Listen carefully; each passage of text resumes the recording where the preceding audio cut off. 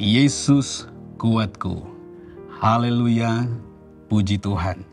Kita yang dipelihara oleh Tuhan di dalam kekuatan kuasa-Nya.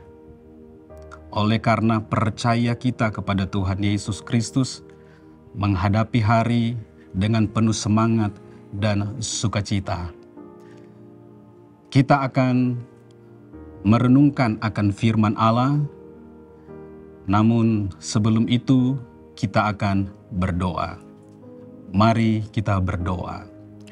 Bapa di sorga, dalam nama Tuhan Yesus Kristus, kami sungguh bersyukur kepada Engkau.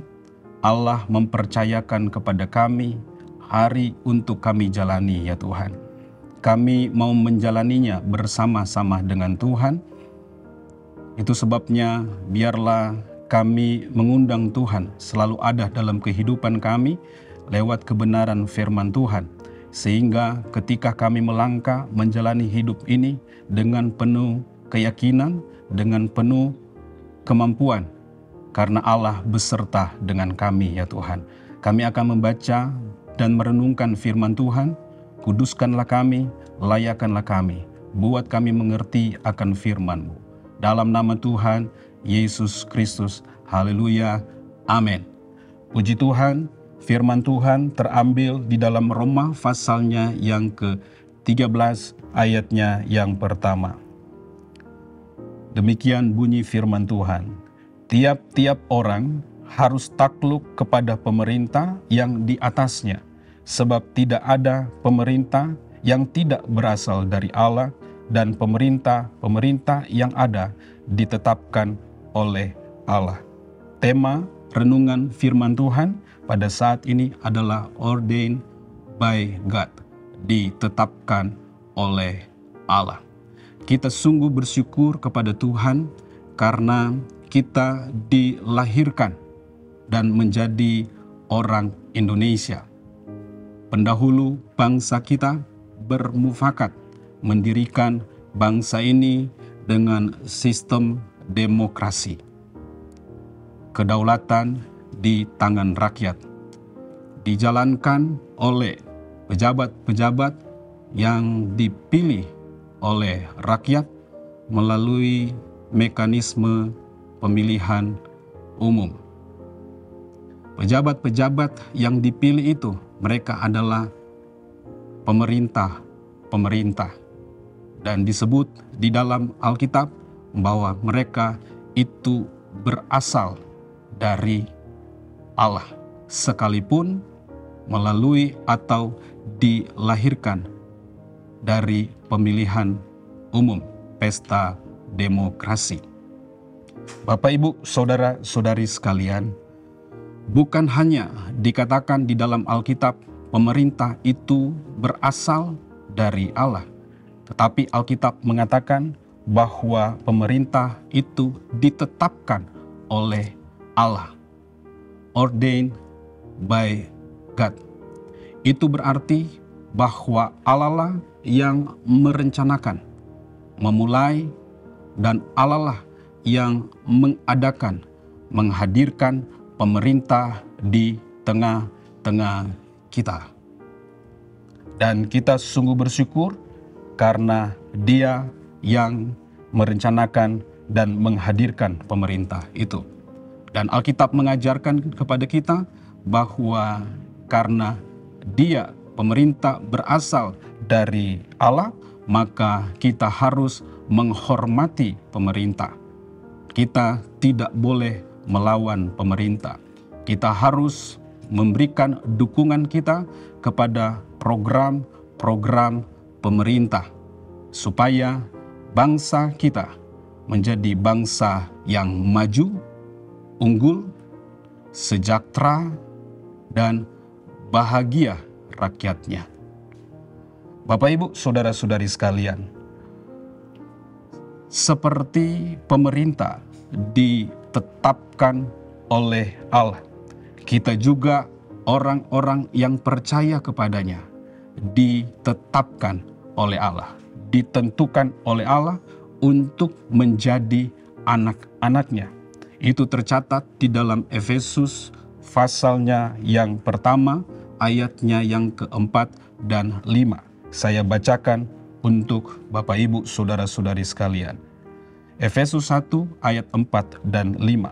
Sebab di dalam Dia Allah telah memilih kita sebelum dunia dijadikan, supaya kita kudus dan tak bercacat di hadapannya.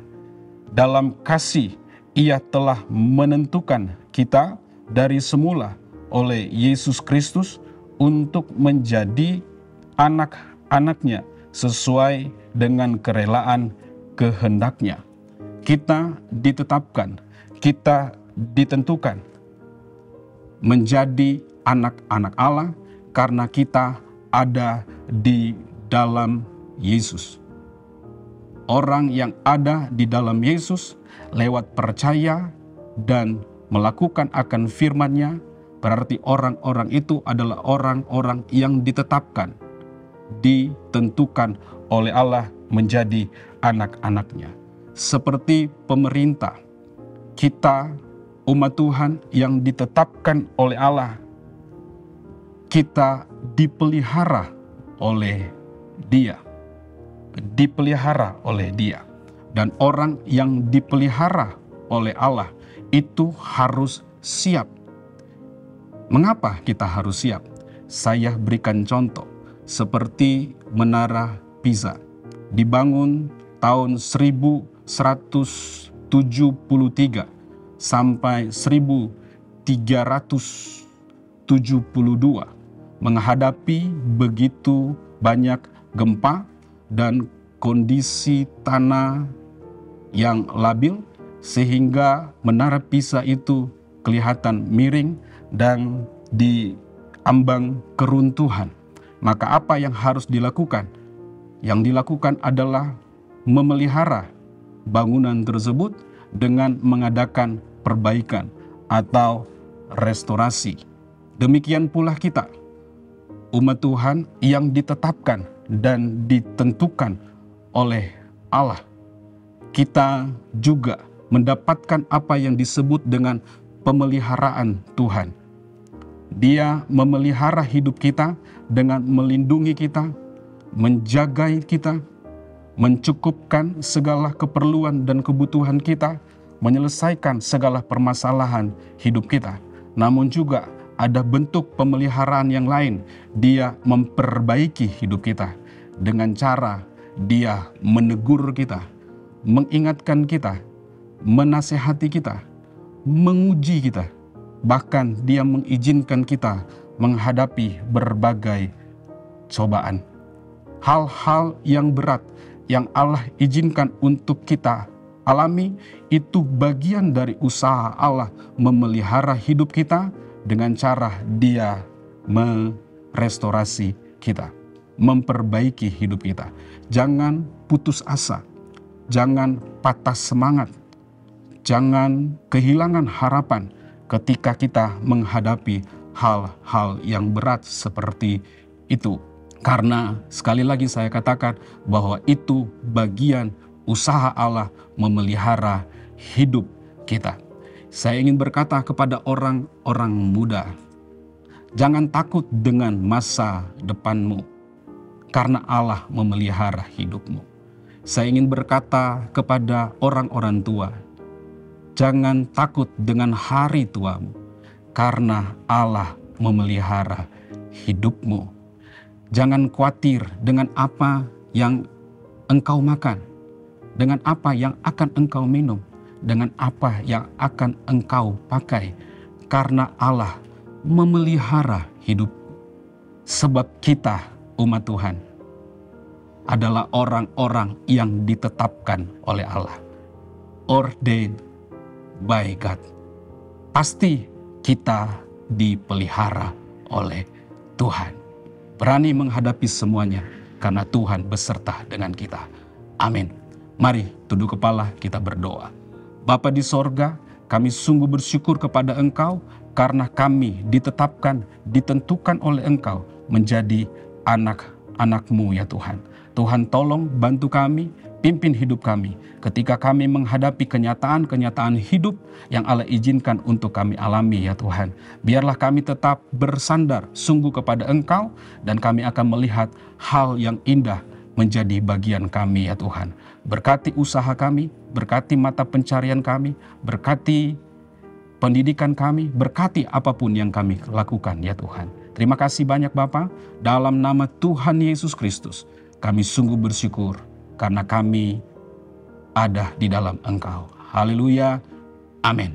Bersama Yesus, aku kuat.